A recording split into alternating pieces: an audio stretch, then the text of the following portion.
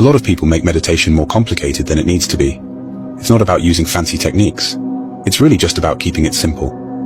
Don't worry about finding the perfect way to meditate. Just start with the basic principles that I will be explaining.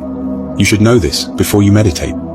Let's discuss the core principle first. Why do you want to meditate? What is your motivation to meditate? Often, people forget what's really important in life. And that's one reason why practices like meditation can help you remember the true purpose of life. Just sitting down to meditate isn't always enough to keep you motivated. You have to remind yourself why you're doing it. Each time you sit down to meditate, ask yourself why you chose this over other things you could be doing, like sleeping or watching TV. By asking these questions, you remind yourself of the reasons you started in the first place. Maybe you want to feel calmer, be more focused, experience spiritual growth, achieve emotional balance, or understand yourself better. Whatever the reason, bringing it to mind can help you stay committed to your practice. Your reason for meditating can be big or small, simple or deep. What matters is that you have a reason that keeps you going. Having a reason helps you overcome things that might stop you, like feeling restless or not wanting to sit still. There's no right or wrong reason to meditate. Every reason to meditate is a good one if it gets you to actually do it. The key is being committed and making the time for it. Your reason got you to sit down and give it a try today, and that's something to be proud of. And as you keep going, your reasons might change, and that's okay too. What matters is that you're taking steps to make a positive change in your life. When you sit down to meditate, you're doing more than just taking a break. You're starting a journey towards something bigger, something that can change how you live your life. Having clear goals is like having a map for that journey. It helps you know you're on the right path, and makes each moment you spend meditating more meaningful. So, you're not just sitting there. You're moving closer to your bigger life goals, one moment of meditation at a time. When you meditate, manage your expectations. There's a common misconception that meditation will offer immediate transformational results. Some expect to reach a Zen-like state overnight, or unlock some secret doors to the universe within a week. The reality is more nuanced. As the Chinese philosopher Lao Tzu said, a journey of 1,000 miles begins with a single step.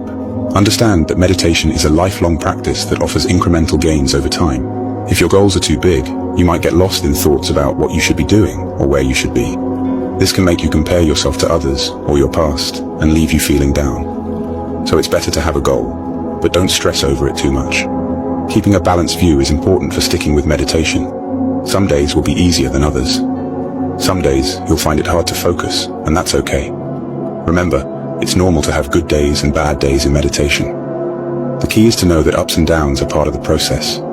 Just be aware of how you're feeling, let yourself feel it, and know that it will pass. When you do this, there's really no such thing as a bad meditation session. You can adjust how you meditate based on how you're feeling, and you can find peace even when things aren't going smoothly. It teaches you to forego the human craving for immediate gratification and revel in the process. When you detach from the expectation of a certain result, you begin to appreciate the subtle transformations that come along the way. Greater focus, deeper inner peace, better emotional control, and heightened awareness. So manage your expectations and be okay with how things are, and you'll find that every meditation session is a step in the right direction. Practice diligence. It's really easy to get lost in your thoughts when you're sitting down to meditate. Your mind can start thinking about all kinds of things, from past problems to future plans and even daydreams. Being diligent helps you make the most of your time meditating. It means you know your mind will wander, but you don't let yourself get carried away with those thoughts. It's tempting to get lost in thought when you're just sitting there. But the point is to be aware of your thoughts and not to dive into them. Don't be hard on yourself if you find your mind has wandered off.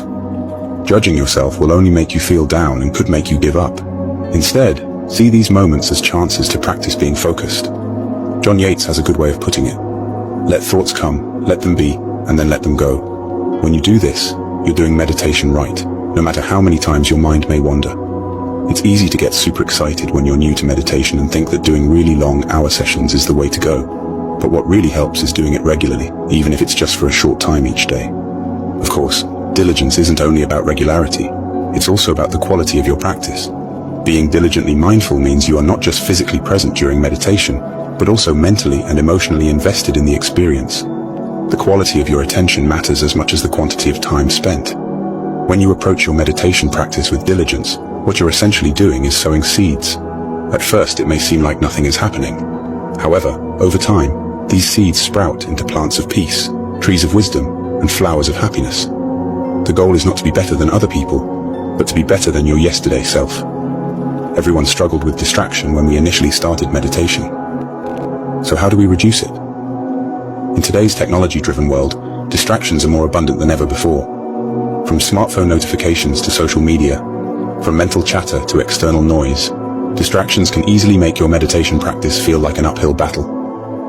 The first and foremost thing to do is take a quick mental check on things that might distract you. You think about immediate matters such as, is someone going to interrupt me? Am I hungry?